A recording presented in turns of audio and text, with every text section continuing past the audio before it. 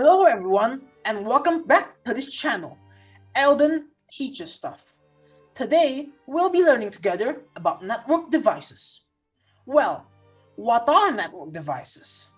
Network devices serve as key components in connecting different hardware and acting as a bridge of communications in a computer network.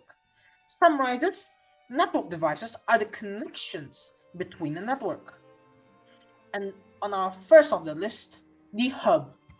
A hub generally means a centerpiece of a city, the city center. But here, the hub acts as the centerpiece of the network. The hub connects multiple computer networking devices together. A hub also acts as a repeater in that it amplifies the signals that deteriorate after traveling long distances over connecting cables. A hub can be used with both digital and analog data, provided its settings have been configured to prepare for this formatting of the incoming data. Sadly, the hub has a very important disadvantage. Hubs do not perform packet filtering or addressing functions. They just send data packets to all connected devices. So there's no control over where someone wants to send something to because the hub just sends it everywhere. Next, we have the bridge. Think of the bridge as a better solution to the hub. It does the same thing, except it doesn't.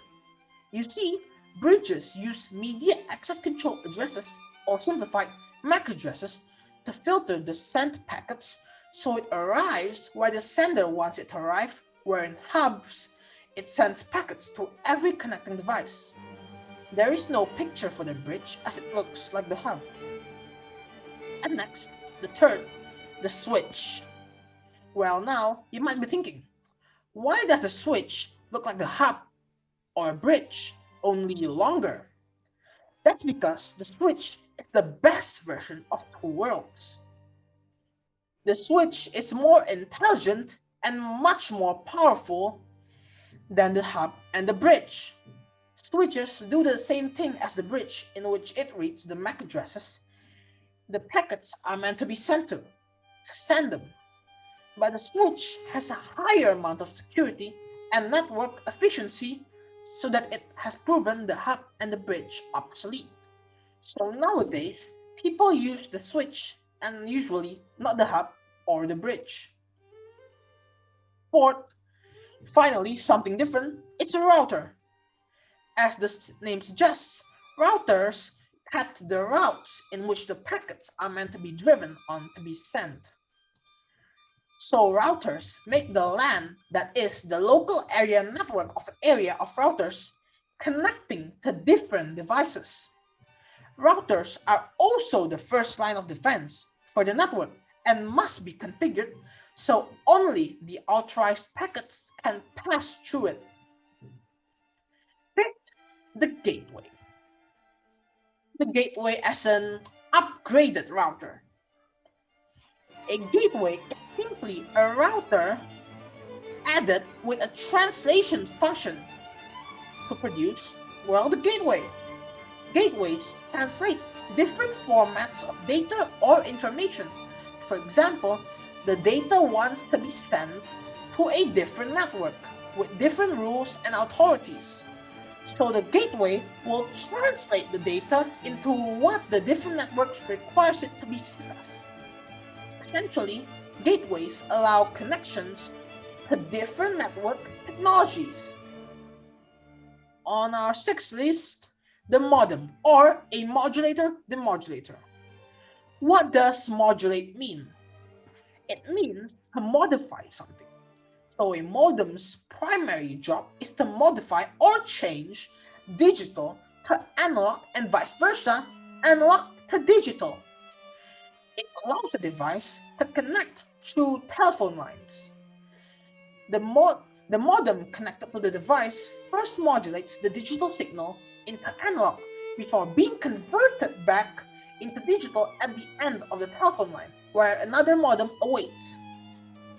Now, second to last, on our seventh place, the repeater. We are not talking about the commonly known redstone repeater in a certain cubic game. We are talking about the electronic device used to amplify signals. It can receive a signal to empower it and retransmitting it at a higher level, raising the signal's reach, for example, from 50 meters to a distance of 100 meters. Finally, we're on our last network device, the access point. Access points are devices used to produce connection points. While an access point can technically involve either a wired or wireless connection, it commonly means a wireless device.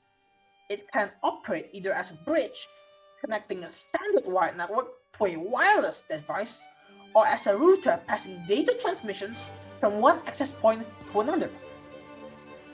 Access points usually have antennas, but the Cisco AirNet right here does not have any antennas, therefore looking more pleasant and minimalistic, perfect for large office spaces and company buildings.